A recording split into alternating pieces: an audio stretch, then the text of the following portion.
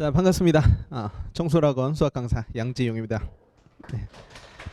자, 일단 오늘 제가 드리는 말씀하고 제가 제 브로셔하고 그리고 낱장짜리가 4장짜리가 있습니다. 그거랑 같이 보시면 좋을 것 같습니다. 그거랑 같이 확인해 주시면 될 것 같고요. 오늘 설명회를 제가 한 25분에서 30분 정도를 하게 될 텐데 기억에 남으시는 게 아마 3가지 정도 있을 거라고 생각합니다. 제가 준비한 내용도 딱 크게 봤을 때 3가지고요. 첫 번째로는 이번 수능이 어땠는지, 두 번째로는 수능 수학을 왜 이렇게 아이들이 힘도 안 하는지, 세 번째로는 이걸 대비하기 위해서 어떤 방법이 있고 정복하기 위해서는 어떻게 하는 게 좋을 것인지에 대해서 말씀을 드려보도록 하겠습니다. 일단 오늘 시작하기 전에 수학은 한번 여쭤봐야 되거든요. 그래서 예비 고3 학부모님이신 걸까요? 거의 대부분? 알겠습니다. 그러면 미적분 선택자 손 한번 들어주시겠어요? 알겠습니다. 그럼 확통 손 들어주시겠습니까? 알겠습니다. 기하도 있으실까요? 알겠습니다. 참고로 기하는 전체 1% 정도밖에 안 됩니다. 이것에 참고해 주시고, 자, 일단 제 소개를 간단히 드리면 저는 고려대학교 수학교육과를 졸업했고요. 여기 온 지 벌써 10년째가 됐습니다. 그래서 내신부터 수능까지 전부 다 가르치는 강사고요. 이투스 온라인에 이제 올해죠 런칭을 했고요. 혹시 내신 고쟁이라는 책 아시나요? 네, 제가 썼고요. 어삼쉬사, 너기출 이런 책들을 제가 썼다 보시면 되겠습니다. 그래서 지금은 강남 아이프 의대관, 이투스 온라인 그리고 대치비탐, 뭐 옆에 있는 학리학원, 평촌까지 이제 진행하는 강사입니다. 자, 그럼 일단 이번 등급 컷에 대해서 간단히 말씀을 드려보도록 할게요. 자, 예전이랑 많이 달라졌고요. 이번 등급 컷이 뭐 계속 바뀝니다. 매일 바뀌고 있는데 확정은 아니지만 등급 컷 보시고 느끼는 점이 2가지 정도 있으셔야 됩니다. 첫 번째로는 확통과 미적분의 등급 컷이 매우 낮다라는 거고요. 확통이 높죠. 확통이 높다는 건 무슨 뜻일까요? 확통이 매우 쉬웠습니다. 그래서 4등급 학생들도 확통은 다 맞고 이런 경우들이 되게 많습니다. 그래서 실질적인 등급 간의 차이를 보기 위해서 미적분과 확통을 구분할 때 가장 중요한 건 미적분이 매우 어렵고 확통이 매우 쉽다라는 겁니다. 그래서 이런 내용들이 왜 이렇게 생기는지에 대해서 말씀을 드릴 거고요. 두 번째 내용으로는요.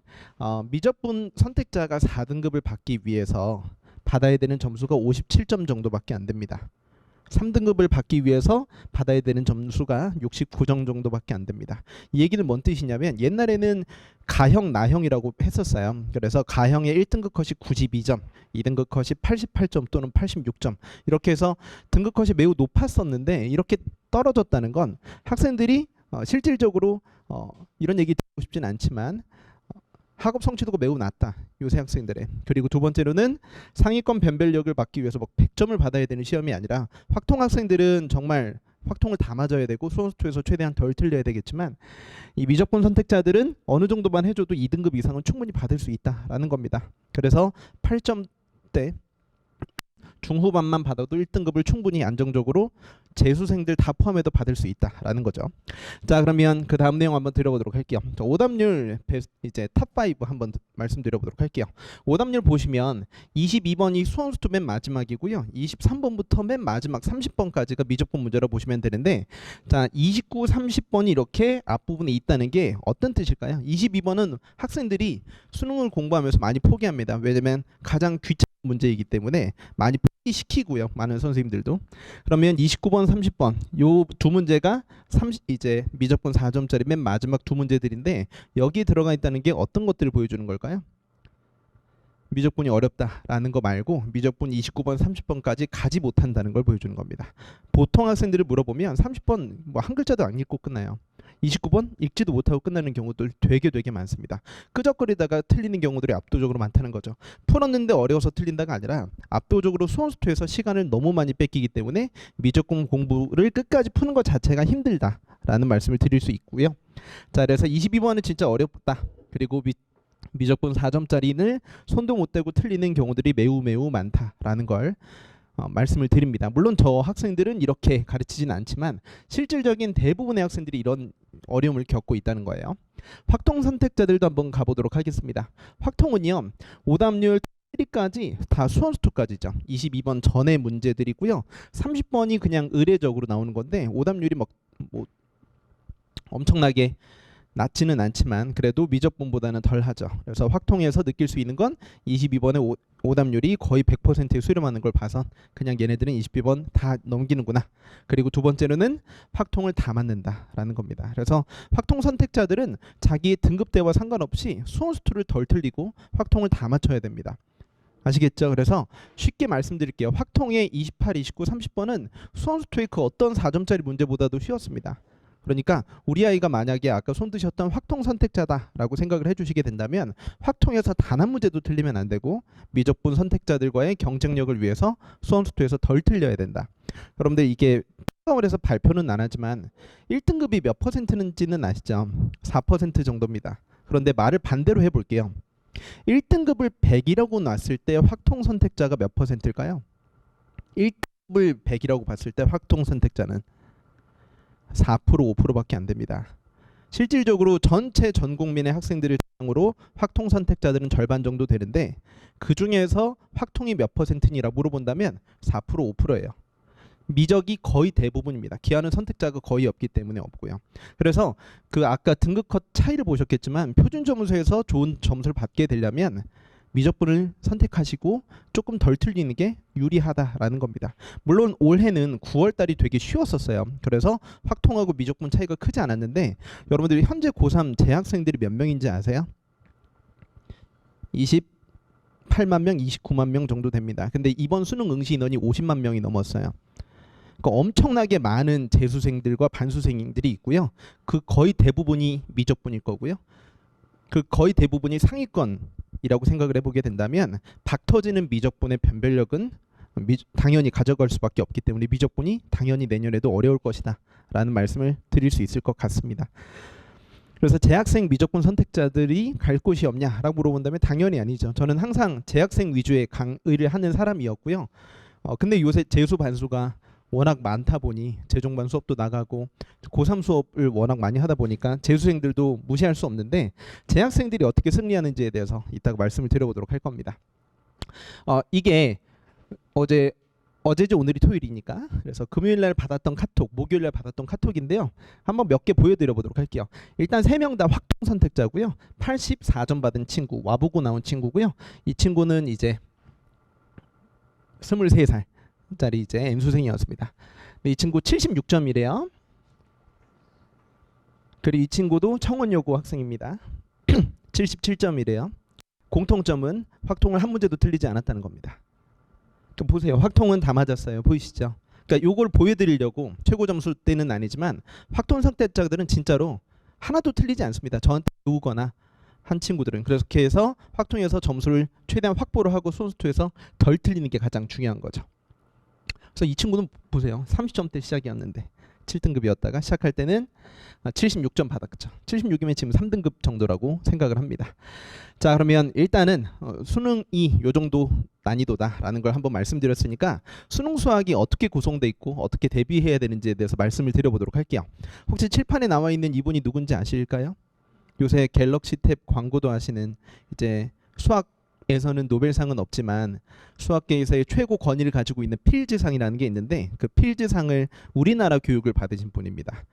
이제 우리나라 수능까지 보신 분인데 지금은 미국에서 수학 교수님 하고 계신 분이고요. 허준희 교수님인데 2년 전인가 3년 전에 필즈 메달을 따셔서 인터뷰했던 영상이에요. 그래서 그분한테 유튜브 할 때 누가 여쭤봤나 봐요. 지금 다시 수능을 본다면 몇 점 받을 수 있냐? 자신 있냐라고 물어보니까 이렇게 대답을 하더라고요. 나는 진짜 수학 빼고는 다 자신 있다.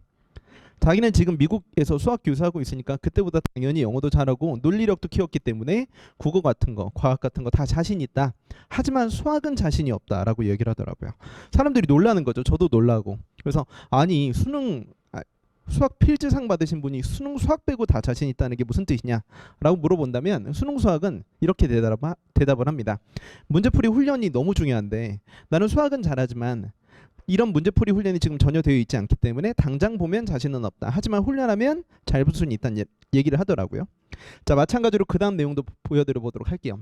올해 5월쯤에 MBC에서 방영했던 교실 이데아라는 다큐멘터리인데 혹시 보셨나요? 이게 어떤 다큐멘터리냐면 실제로 수학적인 업무를 매일 하시는 분들을 대상으로 작년 수능을 풀어보게 시킨 거예요. 100분 동안 시간을 재고 서울대 수학과 교수님 그리고 뭐 뭐 천문업계 일하시는 되게 많은 분들 대상으로 수능을 보게 시켰더니 1등이 97점이었습니다. 서울대 수학과 교수님. 그분만 97점이었고 점수가 몇 점 나왔을까요? 평균 점수. 기라성 같은 분들을 대상으로 했을 때 55점이었습니다. 보세요. 그 결과는 했을 때 MBC에서 이렇게 55점 한 거예요. 그러니까 제가 말씀드리고 싶은 메시지가 있어요. 수능 수학은 철저하게 훈련되어야 된다. 그 훈련을 어떻게 시켜야 되냐? 머리가 좋고 나쁨으로 결정되는 거냐? 절대 아니란 얘기입니다. 아까 미적분 손 들어보라고 하셨을 때 저도 이제 이과고 저도 제가 천재인 줄 알았어요. 보통 이과 학생들은 표현하진 않지만 자기는 천재라고 생각합니다. 아직 아무도 모르지만 나는 천재고 그리고 나는 때 되면 언젠간 열심히 할 사람이라고 막연하게 믿고 있는 거죠. 하지만 아시잖아요. 그렇지 않을 거라는 거. 그래서 이런 얘기를 왜 드리냐면 지금까지 수학에서의 기준이 머리라든지 선행학습이 기준이었을 겁니다. 그죠? 우리 아이 수학 얼만큼 시켰어라고 얘기했을 때 뭐 미적분까지 뭐 돌렸어, 뭐 수투까지 돌렸어라든지 뭐 내신 등급 어떻게 받고 있어, 또는 우리 아이가 학습할 때 학원 선생님이 뭐 머리가 좋은 편이래라는 이야기들이 있을 텐데 그런 모든 내용들을 뒤로 하셔야 된다는 거예요. 이제는 그런 기준이 통하지 않습니다. 자, 제가 아까 말씀을 안 드렸지만 그 미적분 확통 빼고 공통이 수원수투예요. 그런데 수원수투가 고3 때 처음 배우는 걸까요? 아니면 고2 때 배우는 걸까요? 고2 때 배우는 거고요. 미적분이 뭐 고3 내신에 들어가기는 하지만 수능에서 미적분이 선택하는 비중은 24점밖에 안 됩니다. 100점 만점 중에서. 그러니까 아까 말씀드렸던 것처럼 미적분 4점은 애들 건드리지도 못하는 애들이 거의 대부분이기 때문에 4% 1등급 학생들도 미적분 4점짜리 3개밖에 안 나오거든요. 그거 다 틀려도 1등급 될 수 있어요. 수원수투 다 맞으면. 아시겠죠? 그러니까 그런 것처럼 수원수투가 고2 단원인데 고2 내용인데 고3 때 고2 때 배웠던 걸 계속 반복하는데도 애들이 왜 못 보냐 이거죠. 그죠? 고3 때 열심히 수능 공부하고 이것저것 하는데 고2 내용이에요. 고3 때 배우는 것도 아니고. 그러니까 선행학습이 기준이 되는 게 아니고 우리 아이가 얼마나 깊게 공부했고 여러 풀이를 탐구할 수 있었으며 빠른 풀이를 풀 수 있는 내용과 문제풀이에 얼만큼 노출이 되었느냐로 결정되는 게 수능 수학이라는 겁니다. 그래서 우리 아이가 지금까지 뭐 저도 내신 고쟁이 썼지만 내신 고쟁이 몇 번 돌리고 쌤 뭐 풀고 하는 게 어느 정도의 도움은 될 수는 있겠지만 그게 4점짜리 문제 푸는 데 있어서 뭐 절대적인 도움이 되냐라고 물어본다면 절대 아니라는 겁니다. 그러면 수능 수학은 어떻게 준비해야 되냐? 지금까지 공부방 보내고 뭐 하고 하시면서 열심히 내신 공부 시켰는데 수능 수학은 완전 다르게 들어가야 된다는 거죠. 기준이 다릅니다. 지금까지는 수학의 공부의 기준이 공부의 양이었습니다. 진도 나가고 그죠? 국어랑 영어는 진도라는 게 없어요. 나 고2 국어 끝냈어 이런 말이 없잖아요. 수학은 1년 동안 배워야 되는 또는 고3까지 배워야 되는 양이 철저하게 연도별로 지켜진 유일한 과목입니다. 위계성이 있는 유일한 과목이에요. 그렇기 때문에 선행학습이란 말이 중요했고 그게 어느 정도의 기준이 됐었지만 이제는 그렇지 않아요. 고민의 깊이가 기준이 되셔야 되고 그런 고민의 깊이는 어떻게 확보될 수 있느냐라고 물어본다면 일단 그럴 만한 시간이 우리 아이한테 있어야 됩니다. 이래저래 뺑뺑이 돌리면서 문제를 많이 푸는 것도 되게 중요하지만 한 문제를 깊이 있게 고민할 수 있는 시간적인 확보 그리고 그걸 옆에서 지켜볼 수 있는 프로그램이 가장 중요하다는 거죠. 근데 거기에서 가장 중요한 건 그걸 지켜볼 수 있는 사람의 수학적 능력입니다. 이 선생님이 이 풀이 하나밖에 모르면 이렇게밖에 못 가르치는데 이 선생님이 여러 가지 풀이 중에서 보여주고 이런 것들이 더 좋다라고 얘기할 수 있는 강사의 능력이 가장 중요하다는 거죠. 그래 빠른 풀이 오답 정리하는 시간 같은 것들이 중요하다는 겁니다. 자, 그래서 뭐 이런 얘기 많잖아요. 수학 문제집을 한 권을 여러 번 푸는 게 좋을까요? 아니면 여러 권을 한 번 푸는 게 좋을까요? 당연히 제일 좋은 건 여러 권을 여러 번 푸는 게 가장 좋습니다. 하지만 그게 이제 불가능하기 때문에 굳이 하나를 뽑자면 여러 권을 한 번씩 푸는 게 좋습니다. 이런 다채로운 풀이는 어느 정도만 진행해 주시면서 그래서 다양한 상황이 노출되면서 초반의 탐구 내용만 보장이 된다면 그때부터는 한 권만 가지고 풀어서는 안 돼요. 그러니까 고3 초반에는 기출문제를 여러 번 푸는 건 너무너무 중요합니다. 왜냐하면 평가원에서 제작한 아주 우수한 문항이고 이렇게 출제할 거라고 얘기를 하니까. 하지만 패러다임이 여러 번 푸는 문제, 비슷한 문제를 다양한 상황에서 아이들이 문제를 풀어볼 수 있게 하는 건 여름 이후에 실전 모의고사 훈련한다고 하거든요. 그때부터는 다른 패러다임으로 가야 된다는 거죠. 그래서 고1, 2 때까지의 학습 기준을 버리시고 고3 중후반 때까지 한 1학기 정도까지는 겨울방학 때는 무조건 기출문제를 깊이 있게 탐구할 수 있는 시간, 그리고 그 이후에는 여러 문제를 비슷하게 잘 풀어볼 수 있는 것들, 그렇게 한다면 수능이 잘 대비될 수 있을 거라고 생각을 합니다. 자, 그래서 예비 수험생들에게 당부합니다. 자, 수험수 단원 여기 써있죠. 수험수 각각 3단원씩 몇 개 단원이라고 적혀져 있죠? 6개 단원입니다. 제가 괄호치고 써놨습니다. 많음 적음 적은 겁니다. 옛날에는 수학원 하면 4단원이었어요. 근데 요새 계속 교육과정이 축소되고 있는 거 아시죠? 혹시 3년 후에는 미적분도 사라지는 거 알고 계세요? 기하도 지금 선택 과목으로 바뀌었고요. 3년 후에는 미적분도 선택 과목으로 바뀌어서 수험수 확 같은 느낌으로 3년 후부터는 문이과 통합해서 수능을 본다고 합니다. 그만큼 우리나라는 교육과정을 줄이고 있어요. 근데 줄이는데 아까 말씀드렸던 것처럼 재수생, 반수생들을 엄청나게 늘리다 보니까 이 아이들을 변별해야 되는 거예요. 그렇다니 문제를 되게 깊이 있게 낼 수밖에 없다는 거죠. 그러면 그 깊이 있게 낼 수밖에 없는 문제들을 우리가 잘 풀게 되려면 진짜 말 그대로 여러 풀이들을 알고 있어야 되고, 머리에 좋고 나쁨이 아니라 이때는 어떻게 하고 저 때는 이렇게 하는데 이게 살짝 조건이 바뀌었을 땐 이렇게 대응해야 된다라는 것까지 우리 아이가 다 알고 있어야 돼요. 단순히 오늘 학원 나가지고 배운 걸 몇 개 풀어서 정답 나와서 우리 아이 몇 점 받았어요, 문자 받는 건 의미가 없다는 거예요. 제가 계속 말씀드렸죠. 이미 고2 때 했던 시험인데 점수가 왜 안 나올까? 깊이가 부족해서 그런 거다라는 거죠. 자, 그리고 요 얘기, 고1, 고2 모의고사 수학 등급 꼭 믿지 말라고 제가 말씀을 드립니다. 고2 모의고사 올해는 진짜 엉망이었어요. 10월에 봤던 거 아시나요? 고2 모의고사가. 애들 내신 범위하고도 다르고 시기도 완전히 애들 다르고 수행평가 볼 때 봤던 시험이라서 큰 의미가 없습니다. 내신이랑 겹치기도 하고요. 범위도 다르고. 그렇기 때문에 내가 고1, 2 때 뭐 2, 3등급 나왔는데 뭐 1, 2등급 나왔는데 고3도 하니까 3, 4등급 나왔다라는 건 떨어진 게 아니라 당연한 거예요. 재수생들 끼고 하는데 재수생들이 낀 게 그 유의미한 숫자 정도가 아니라 거의 2배 정도 되기 때문에 학생들이 고1, 2 때 받았던 등급이 고3 때 유지 안 되는 건 너무나 당연한 일이다. 왜냐면 아무도 대비 안 하거든요. 그거. 수학은 아무도 대비 안 해요. 고1, 2 모의고사를. 그렇기 때문에 그때 뭐 빈집털이 같은 느낌으로 내가 2등급 받았다라고 하는 게 고3 때 유의미하게 연결될 거란 기대를 학생과 학부모님이 둘 다 하시면 안 되고 다시 시작하셔야 된다. 쭉 의미가 있는 건 있어요. 우리 아이가 쭉 1등급이었어요. 의미가 있죠. 쭉 5등급이었어요. 이것도 의미가 있는 겁니다. 근데 2, 3, 4 계속 1, 2, 3, 4 왔다 갔다 해요. 그건 의미가 없어요. 그러니까 언제는 2등급, 언제는 1등급 올라갔다 내려갔다 의미가 없다는 거죠. 왜냐면 이번 10월 고2 모의고사 3등급 컷이 50점인가 그래요. 아니 4점짜리 13개 나오는데 그거 다 틀리면 48점이거든요. 그러니까 고정 4점짜리 다 틀려도 3등급 정도 받을 수 있는 시험이 도대체 무슨 의미가 있냐 이거죠. 그리고 수능 수학 기준으로 1등급, 2등급 합친 인원이 5.6만 명입니다. 거의 대부분 재수생들에서 온다고 생각을 해주시면, 물론 저는 재학생들도 많이 만들지만 이게 고1, 고2 모의고사에서 우리 아이가 경쟁하던 거랑은 완전히 차원이 다르다 라는 말씀을 꼭 드리고 싶습니다. 절대 믿으시면 안 돼요. 이런 얘기 들어보셨죠? 엄마 나 정시야, 이런 얘기. 정시할래. 저는 그런 학생들 정시병자라고 얘기하거든요. 저는 반포에 있는 세화고등학교랑 고등학교를 나왔고요. 저는 정시로 대학을 갔고 저는 태어나서 제일 잘 본 시험이 수능이었습니다. 왜냐하면 저희 때는 수시가 많이 없었고 다 정시를 공부하는 분위기였어요. 근데 요새는 그렇지 않아요. 수시 원서를 지원하고 나면 9월 중순에 원서 접수가 끝납니다. 그때부터 애들은 자기가 공부를 열심히 해서 더 좋은 대학교에 갈 생각하지 않아요. 내가 지원했던 6개의 대학교에 어떻게든 붙겠지란 희망만 가지고 있기 때문에 공부를 안 합니다. 특히 문과 학생들 정말 안 합니다. 정말 안 합니다. 수학 언제 포기할지 문제예요. 포기는 당연한 거고 언제 그만둘지에 대한 얘기예요.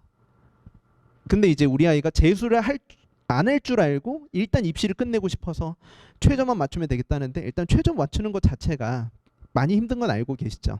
학교 선생님들이 너네 선배 중에서 요 정도 등급 되면 여기 갔으니까 너도 요 정도 지원해라고 얘기하는데, 그렇게 해서 다 붙었으면 아무도 재수를 안 했겠죠. 근데 학종이라는 건 정말 다양하게 평가되기 때문에 그 내신 등급 하나만 가지고 선배들의 사례만 가지고 우리 아이가 여기에 합격할 거야 라고 얘기하는 것 자체가 너무 낙관스럽다는 거예요. 근데 이과 학생들은 당연히 수학을 죽을 때까지 해야 되지만 문과 학생들은 포기하는 분위기가 이미 만연해 있습니다. 여기에서 제일 많이 오는 외고 학생들이 대일외고랑 서울외고 학생들이에요. 근처에 있는 외고니까. 동두천 외고도 가끔 오고요. 뭐 저기 고양국제고 애들도 많이 옵니다. 국제고이 다 문과니까. 근데 문과 학생들이 수학을 정시까지 끝까지 준비하는 비중이 몇 퍼센트나 될까라고 봤을 땐 10%도 안 됩니다. 하는 친구들이 유의미하게 수학을 공부하는 친구들이 거의 안 된다는 거죠. 그런 상태에서 내가 수학을 공부하는 게 의미가 있을까라고 자꾸 스스로에게 시험을 하기 때문에 수학 공부에 집중하는 게 쉽지 않다라는 거를 우리 아이들도 몰라요. 그냥 자기가 마냥 열심히 할 줄 알지만 그렇지 않다라는 거죠. 학습 분위기 자체가. 이과 학생들은 계속 수학을 해야 되는 거고요. 자, 그러면 요거 말씀드렸죠? 겨울방학 중 엄마 나는 정시니까 뭐뭐 할래라고 얘기하는데 당연히 귀등으로도 들으시면 안 됩니다. 대신 이런 얘기는 할 수 있어요. 우리 아이가 내신이 안 좋으니 정시로 갈 거예요 라는 말은 당연히 유의미하지만 수학 내신 대비는 당연히 수학 수능 대비에 직결됩니다. 왜냐면 고3 때 거의 대부분의 학교에서 고3 1학기 때 미적분하고 확통을 하거든요. 그거 안 하고 정시할 거예요 라는 학생들은 대학에 거의 못 갑니다. 그러니까 수학에 대해서 내신 대비는 고3 때 해야 된다 안 해야 된다? 무조건적으로 하셔야 됩니다. 미적분 확통 내신 대비는. 그거 가지고 수시로 가란 얘기가 아니고요. 그거 해야 내신 대비를 해야 수능 대비가 되기 때문에 그런 겁니다. 아니 당장에 내신 대비도 못하는데 무슨 재수생들이랑 겨울 수능 준비를 하겠어요. 말도 안 되는 얘기입니다. 다른 과목은 모르겠어요. 근데 내신 수학 대비는 수능을 위해서 하셔야 된다는 얘기입니다. 아시겠죠? 그리고 우리 아이가 정말 깡 좋게 수시 원서 6장을 아예 안 쓰고 나는 정시로만 간다 이런 얘기 한 명도 못 봤습니다. 불안하니까 논술이라도 쓰고 하는 거죠. 근데 내신도 못하는 애가 수능은 어떻게 보고 수능도 못하는 애가 논술은 어떻게 보겠어요. 그러니까 고3 내신 대비는 미적분 확통은 필수다. 그래서 저는 대치도 나가고 뭐 다른 데도 많이 나가고 인강도 찍고 재종반 의대관도 나가고 하거든요. 기숙학원도 나가고 바쁜데 고3 1학기 내신 대비는 중계동에서 계속 진행합니다. 왜냐면 그게 저한테 학생들 입시에 절대적이기 때문에 중계동에서만 내신 대비를 수년간 진행하고 있습니다. 10년 동안 진행하고 있고요. 실제로 수능하려고 저한테 왔다가 내신 좋아져서 수시로 합격하는 친구들도 꽤 많습니다. 수학에 한해서만 그렇게 말씀을 드리는 거예요. 그리고 통계 자료 보여주시고요. 판단이 어려우면 저한테 보내주세요. 저는 그 기가 막히게 잘 봅니다. 얘가 정시로 의미가 있는 애인지 아니면 말만 하는 애인지 잘 봅니다. 알려주시면 되겠고요. 자, 그러면 이제 겨울방학 공부 어떻게 해야 되는지 공통과목하고 선택 과목으로 나눠서 말씀을 드려보도록 할게요. 공통 과목은 이제 수원수투인데 우리 아이가 참 그러면 안 좋겠지만 배웠던 걸 다 까먹습니다. 수원 당연히 새로운 과목입니다. 했던 과목이지만 다 까먹고요. 그래서 수능형 학습으로 다시 되살리면서 수능형으로 업그레이드를 해줘야 되겠고요. 선택 과목은 처음 배우는 학생들처럼 공부해 주시는 게 좋습니다. 지금 미적분 뭐 고난도 문제 준비하는 게 큰 의미가 없기 때문이에요. 그래서 양쪽으로는 요 두 가지만 이제 해주셔도 많은 공부입니다. 나머지 시간엔 국어 공부해 주시고 영어 공부하고 탐구도 해야 되기 때문에 정말 바쁘고요. 자, 요거 두 가지 꼭 기억해서 진행해 주시면 되고 제 커리큘럼도 이렇게 진행이 됩니다. 모든 선생님들 커리큘럼도 다 이렇게 진행이 돼요. 인강도 마찬가지고요. 참 그리고 아까 부원장님이 얘기하실지 모르겠지만 다음 주에 다시 한번 내원해 주시면 제가 잊고 있던 수학 개념, 수원 개념과 문제풀이를 조금 되살릴 수 있게 오늘 설명해 오신 분들 한해서만 수원 교재를 무료로 드립니다. 아까 얘기 안 하셨나요? 다음 주에 내원하시면 학원 여기에서 그래서 혼자 풀어도 되고요. 근데 인강으로도 할 수 있는 교재를 제가 올해 여기 설명회 하고 대치동에서는 300권 뿌렸어요. 여기서도 뿌립니다. 옆에 학원 설명회에서도 저 학림학원도 나가는 거 아시나요? 그래서 옆에 학원에서도 설명회 참석하시는 분에 한해서만 제가 올해 좀 수원을 애들이 갈수록 못해서 수원을 그냥 개강해버리니까 애들이 너무 어려워하더라고요. 그러니까 까먹어서. 그래서 어머님들이 제일 못 보는 게 우리 아이 노는 꼴 제일 못 보시잖아요. 그래서 기말고사 끝나자마자 그거 한 1, 2주면 볼 수 있는 강의거든요. 그래서 제 강의 듣기 전에 가볍게 보시면 괜찮을 정도로 혼자 풀 수 있게 하는 강의니까 보시면 되겠고요.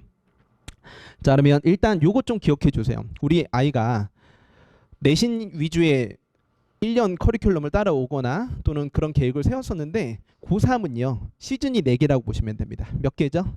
4개입니다. 근데 내신이 언젠가요? 1학기 중간고사 내신이 4월 말이고 기말고사는 6월 말입니다. 조금씩 다르지만 어린이날 전에 무조건 다 끝나고 6월 말 2달 후에 있다고 보시면 됩니다. 그래서 보통 겨울방학 학습을 고1, 2 때까지는 2달로 잡습니다. 1, 2월. 그리고 3, 4월은 내신 대비로 잡는데요. 고3 때는 그렇게 하지 마시고 12월 말 또는 1월 초부터 보통 겨울방학 프로그램이 개강을 해요. 윈터스쿨도 마찬가지고 재단과도 마찬가지예요. 1, 2, 3월 이렇게 3개월을 수능학습으로 보셔야 됩니다. 몇 개월이라고요? 3개월 하고 4월 딱 첫째 주부터 내신 대비 들어가시면 됩니다. 4주면 충분해요. 근데 기존에 어떻게 공부하셨는지 모르겠지만 고1, 2 때는 보통 3월부터 내신 대비 시작하는데 거기에 따라가시면 안 돼요. 아시겠죠? 우리 아이가 내신이 너무 중요한데요. 그래도 4주 준비해도 고3 때는 다 나오던 등급 잘 나옵니다. 그러니까 3월 달까지 해서 수능 대비해 주시고 4월에는 내신 대비, 그리고 5월에는 다시 6월 모의평가가 6월 첫째 주에 있기 때문에 다시 수능 대비해 주시는데, 사실 5월은요 학생들이 공부하기 참 어려운 달입니다. 왜냐하면 뭐 여러 어린이날, 어버이날, 뭐 스승의 날, 뭐 기타 등등 다 있고 수행평가가 너무 많아서 공부를 제대로 못해요. 그렇기 때문에 겨울방학부터 시작해서 3월 달까지 또는 4월 초까지 수능 대비했던 것들을 계속 복습할 수 있도록 해줘야 되겠고요. 6평 대비 들어가고, 그리고 6월에 내신 보고, 그리고 여름방학이 금방 옵니다. 그러면 2달짜리 커리큘럼이 보통 있어요. 이때 학생들이 제일 많이 하는 게 사과탐입니다. 사탐과탐을 다시 수능형으로 다시 많이 하고요. 이때 내신까지 끝났으니까 다시 한번 정리하고 마지막 파이널로 9월, 10월 2달 동안의 실전 모의고사 훈련하면서 약점 체크하는 커리큘럼으로 가면 이게 제일 이상적이고 학생들이 제일 잘 대비하는 거죠. 근데 제가 일단 걱정드리는 건, 말씀드리는 건 2월까지만 수능 대비한다 이러시면 안 되고요. 우리 아이는 1학기 때까지 다 끝내고 7월에 수능 공부 시작할게요. 이것도 안 돼요. 우리 아이가 되게 뛰어난다 그러면 따라올 수 있지만 그 벌려진 격차를 7월에 따라오는 건 힘듭니다. 기출문제가 안 풀려져 있는데 7, 8월에 어떻게 새로운 문제를 풀겠어요. 아시겠죠? 그래서 수능 대비를 하실 거라면 내신 대비 끝나고 들어온 애들 힘듭니다. 그래서 실제로 그냥 제가 말씀드리면, 이번에 제가 저는 작년까지는 여기 청소학원에서 반을 2개를 운영을 했었어요. 수원수투 반만 마감이 돼서 반 하나 더 깔아서 진행을 했었는데 7, 8월에 신규생들이 많이 들어와요. 뭐 경기도권에서 전교 1등 하던 친구들, 2등 하던 친구들도 힘들어합니다. 7, 8월에 들어오면. 그 친구 머리가 나쁜 친구들이 아닌데도 불구하고 내신형 학습에만 익숙해져 있다가 수능형 학습을 7월에 시작하니까 아예 정신을 못 차리더라고요. 그래서 수능형 학습은 무조건 1, 2월부터 시작해 주시는 게 중요합니다. 아시겠죠? 그래서 3, 4개월에서 수능이 잘 됐으면 진작에 티가 났겠죠. 그러니까 그게 되게 어렵습니다. 왜냐하면 배워서 잘 되는 게 아니라 문제들을 아까 얘기했던 것처럼 꼬여진 문제들을 잘 대응하는 건 시간이 많이 필요하기 때문입니다. 필재상 받으신 분들도 자신 없다고 하는데요. 자, 그러면 제가 정해드리도록 할게요. 일단은 아까 말씀드렸던 것처럼 3월 모의고사가 3월 말에 있습니다. 아직 내년 건 발표가 안 됐고 다음 주, 다다음 주쯤에 발표가 될 텐데요. 내신 대비는 4월 한 달로 충분하고요. 3주 또는 4주입니다. 그리고 6월 평가원 전에 어느 정도는 점수가 나와야 되지, 점수가 안 나오면 아이들이 6월 이후에 공부할 의지를 상실하기 때문에 어느 정도의 등급들은 계속 나와야 됩니다. 그리고 내신 다 끝나고 7월부터 수능 시작하는 건 할 수는 있겠죠. 네. 불안하다라는 말씀을 제가 먼저 드릴 수 있고요. 요거 꼭 중요한 얘기입니다. 하지 말아야 될 공부입니다. 고3 때는 기출문제가 중요하다라는 얘기를 해서 기출문제집 제일 유명한 것 중에 하나가 자이스토리 같은 거거든요. 그래서 혼자 풀려고 하는데요. 혼자 못 풀어요. 일단 2가지 이유 때문인데, 첫 번째로는 양이 너무 많습니다. 수원책만 해도 기출문제가 너무 많은데 그걸 단원별로 94년도 것까지 막 다 이어준 기출문제들이 있는데 그런 거 일단 첫 번째로 풀지도 못하고요. 두 번째로는 양이 많고, 두 번째로는 수능 트렌드에 맞게 풀어야 됩니다. 그러니까 자기가 우격 따짐으로 풀어서 동그라미 X 치는 것 자체가 의미가 없는 문제들이라는 거죠.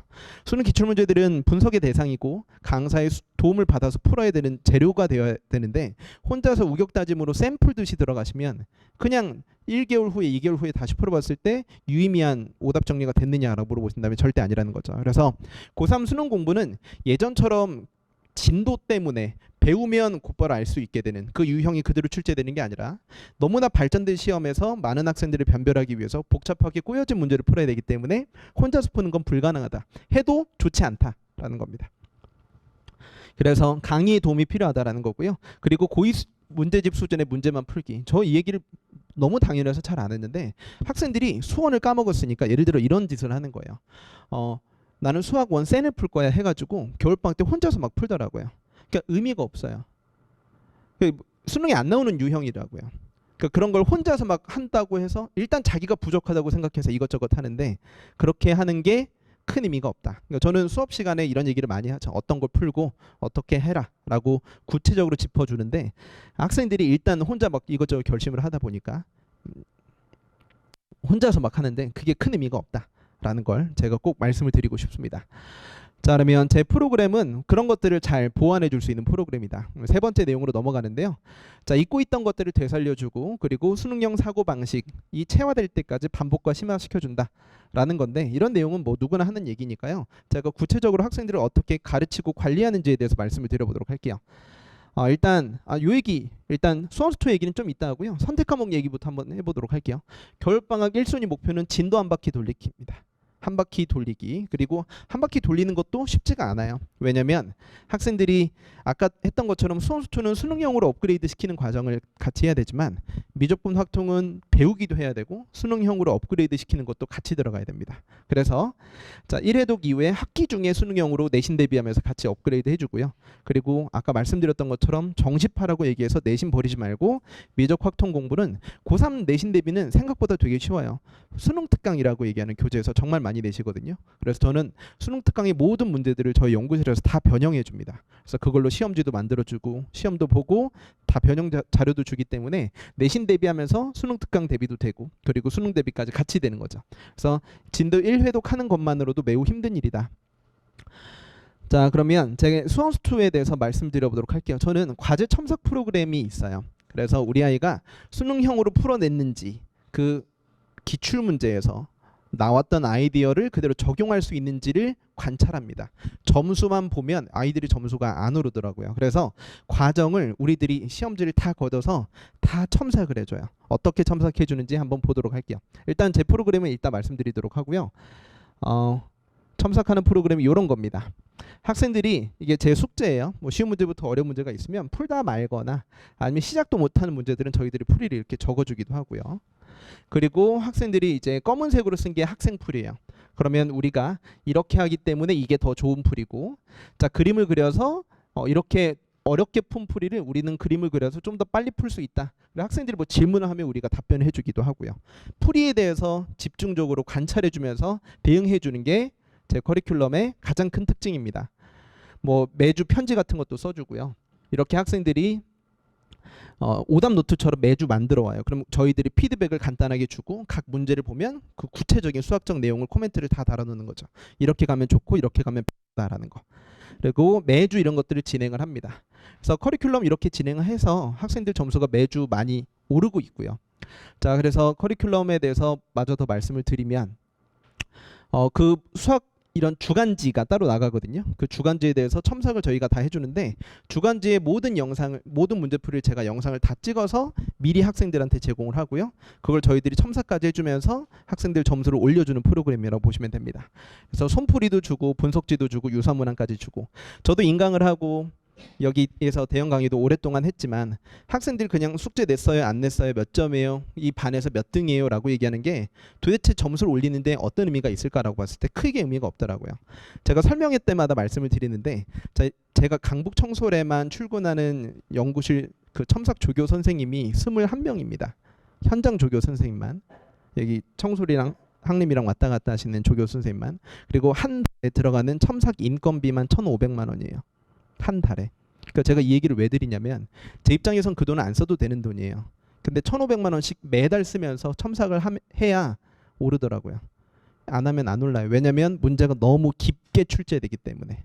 물론 이게 도움이 되는 친구들도 있고 안 되는 친구들도 있겠지만 거의 대부분 이걸로 거의 갱생해서 점수가 좋아져서 나갑니다. 성적 향상 사례도 이따가 말씀드려 보도록 할게요. 뭐 여러 가지 내용이 있는데요. 요 위에 있는 친구, 이 친구가 내신이 1.02인가 그래요. 되게 좋았던 내신이 좋은 친구인데 이 친구가 하는 질문이 이런 거예요. 이 학원에 다니기 전에는 내가 맞은 문제 중 풀이가 잘못되었거나 너무 빙빙 돌아가는 풀이 방법으로 풀고 있는데 모르고 넘어가는 경우가 있지 않을까 걱정이 되어서 맞은 문제까지 해설을 보면서 공부했던 적이 있습니다. 하지만 첨삭 시스템은 이렇게 푸는 게 더 좋다, 더 간단하다라고 적혀 있어서 너무 좋았다라는 얘기를 하더라고요. 자, 이런 것도 마찬가지고 뭐 좋은 얘기도 많습니다. 브로셔에 후기들 많으니까 한번 읽어보시고 뭐 3등급이었고 90점대 1등급 받고 뭐 여러 가지 있지만 수능 끝나고 문자 한번 보도록 할게요. 이런 게 제일 와닿으실 것 같아서 이 친구는 수능 88점이죠. 9월에 71점이었는데 점수가 올라서 좋았습니다. 이 친구도 청소리인데 미적분 92점이고요. 이 친구 서울예고인데요. 69점이었어요. 6월에. 근데 수능 때 92점. 이렇게 점수가 올랐죠. 이렇게 이 친구도 수학 78점인데 최저 잘 맞췄고 이 친구도 서울대 붙었고요. 이 친구는 재수생이었습니다. 근데 현역 때 몇 점이었대죠? 46점. 그리고 88점으로 1등급 받아서 갔습니다. 이 친구는 작년 친구예요. 연세대학교 갔고요. 성적 향상 사례로 제가 인터뷰까지 찍었던 친구입니다. 그러니까 이게 거짓말 같지만 40점, 50점 오르는 게 정말 가능합니다. 물론 불가능한 친구들도 많지만 이 친구도 뭐 잘했던 친구. 저는 이 친구를 매년 작년부터 계속 말씀을 드리는데요. 볼게요. 3월달 저 처음 만나고 겨울방학 때 처음 만났던 친구예요. 몇 점이었죠? 3월 모의고사. 동성고 다니던 친구입니다. 35점. 근데 몇 점 받았죠? 근데 이 친구 멋있는 게 뭐냐면 30점 받았 35점 받았어요. 그러면 보통 그냥 선생님 저 그냥 많이 틀렸어요. 수학 안 할래요. 뭐 어떻게 해요? 뭐 이런 정도 하는데 제가 이제 괜찮아 몇 번 틀렸니라 물어보니까 저도 그냥 의례적으로 한 대답이에요. 너 그럴 줄 알았다. 뭐 이렇게 얘기 못하니까. 근데 저 5번, 6번, 8번, 10번, 11번, 12번, 13번, 14번, 16번, 17번, 20번, 22번, 24번, 27번 이 친구가 말도 안 되는 질문 정말 많이 했어요. 고1 판별식이 뭐예요? 라든지 막 말도 안 되는 정말 쉬운 것부터 질문 많이 해서 저도 힘들었고 우리 조교 선생님들도 너무 힘들었어요.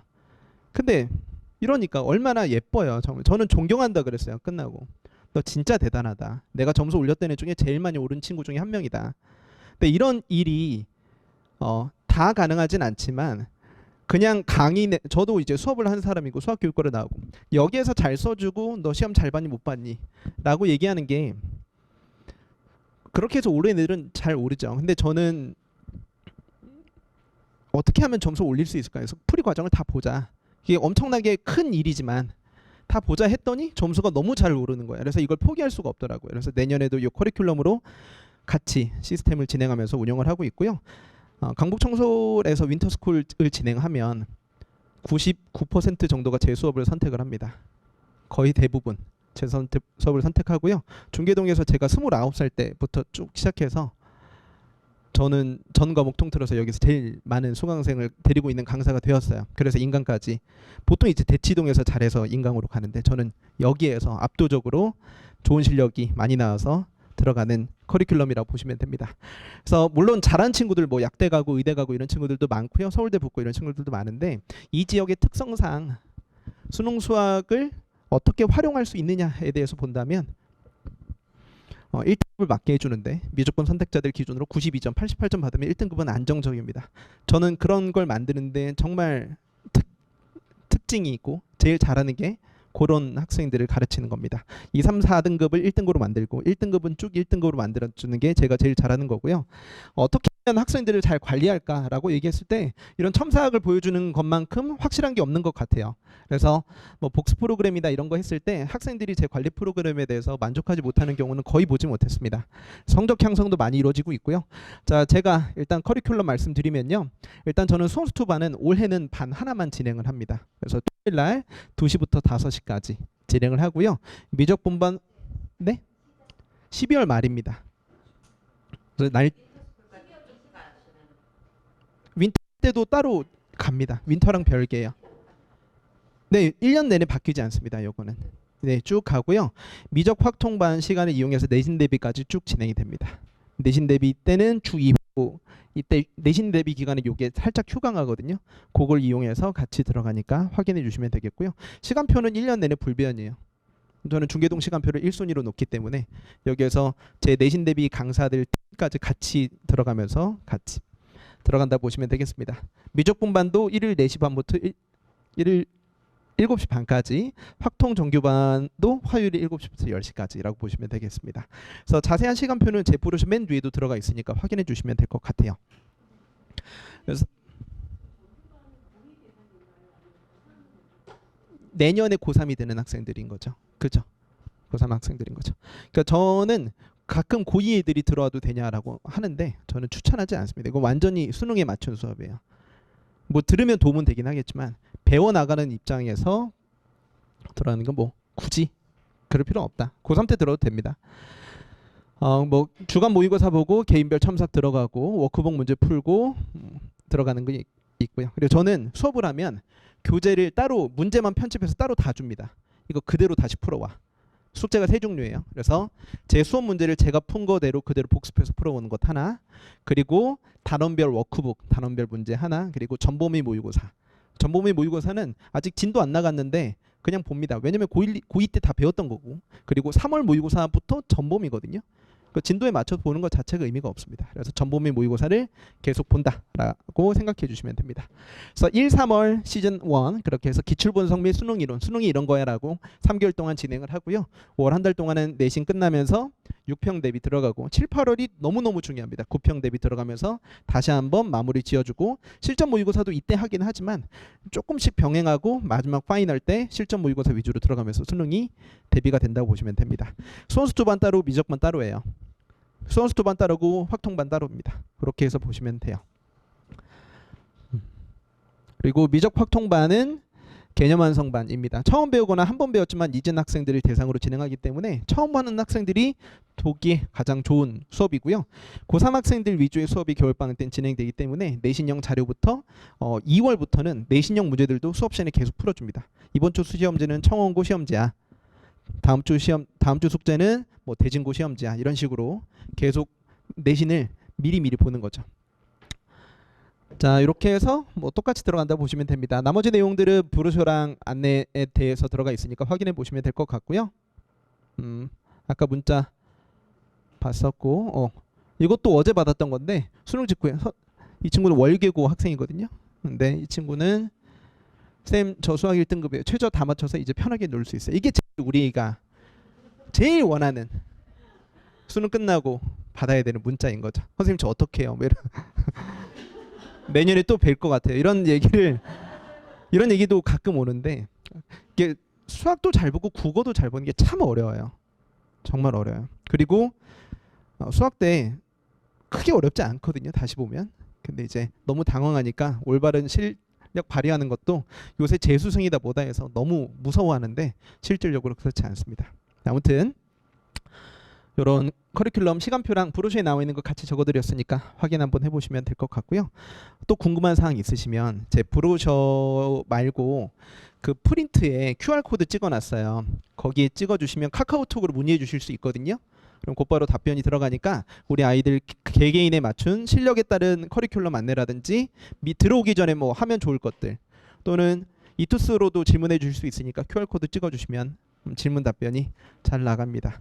어떻게 좀 정리가 되셨나요? 수능 수학이 진짜 어렵습니다. 등급 컷도 낮고. 근데 왜 어렵냐? 고2 때 배웠던 건데 왜 이렇게 어렵냐? 그래서 그걸 대비하기 위해서 어떤 게 최선의 프로그램일까라고 본다면 제일 높은 강사의 커리큘럼으로 모든 과정을 살펴보는 것들이 이렇게 들어간다. 그리고 이런 커리큘럼을 진행할 수 있는 사람이 제가 단언컨대 전국에 저 한 명밖에 없습니다. 돈이 없어서 안 하는 게 아니고요. 이런 열정과 의지와 시스템이 없어요. 저는 이런 첨삭 시스템을 5년 넘게 해왔습니다. 그렇기 때문에 안정적으로 잘 이끌어갈 수 있다 보시면 됩니다. 질문 답변은요. 저 연구실이 이 근처예요.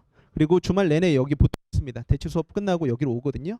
저희 연구실 선생님도 있고 저도 있고 계속 수업 끝나고 질문 답변을 계속 받고 그리고 모든 영상 문제풀이에 대해서 영상을 다 찍어서 미리 보내놓기 때문에 질문 있으면 그거 보거나 안 되면 질문 답변 채널이 또 따로 있으니까 크게 걱정하진 않으셔도 됩니다. 그래서 제 커리큘럼이 작년에는 반을 2개 운영했어요. 수원수 2반은. 그래서 여기에서만 강북청소에서만 수원수 2반 2개, 미적반 하나, 확통반 하나 이렇게 했는데 올해는 수원수 2반이 하나가 돼서 아마 빨리 마감이 될 거라고 생각을 합니다. 그래서 신청하신다면 미리 해주시고 제가 중계동을 너무 사랑하기 때문에 이 내신 대비도 여기서만 보통 내신 대비 휴강하고 다 쉬시거든요. 근데 저는 내신 대비가 제일 좋아하는 겁니다. 그래서 올해도 부원장님한테 내신 대비 꼭 하겠다라고 말씀을 드렸고 교재 신청하시면 다음 주에 아직 수능 반영하고 하느라 다음 주에 화요일에 입고될 예정입니다. 그래서 이후에 학원 내원해 주시면 신청자들은 교재를 무료로 받아가셔서 잊고 있던 수학 개념을 좀 잘 확보하고 오실 수 있다라고 보시면 될 것 같습니다. 제 연관 커리큘럼이라든지 기타 등등은 이미 학원 홈페이지에 제 커리큘럼 안내 영상을 제가 이미 다 찍어서 업로드 해놨습니다. 좀 구체적으로 보고 싶으시면 아이에게 영상 보여주시면서 이거 좀 봐라 라고 생각해 주시면 될 것 같아요. 아이고 사진 너무 크네요. 수강은 이 번호랑 QR코드로 진행해 주시면 될 것 같고요. 따로 문의가 있으시면 연결해 주시면 되겠습니다. 제가 준비한 내용은 여기까지고요. 다음 설명회 때 또 있을 거예요. 수학 설명회 때 또 있을 텐데 비슷한 내용이니까 그때도 참석해 주시면 감사하겠습니다. 감사합니다.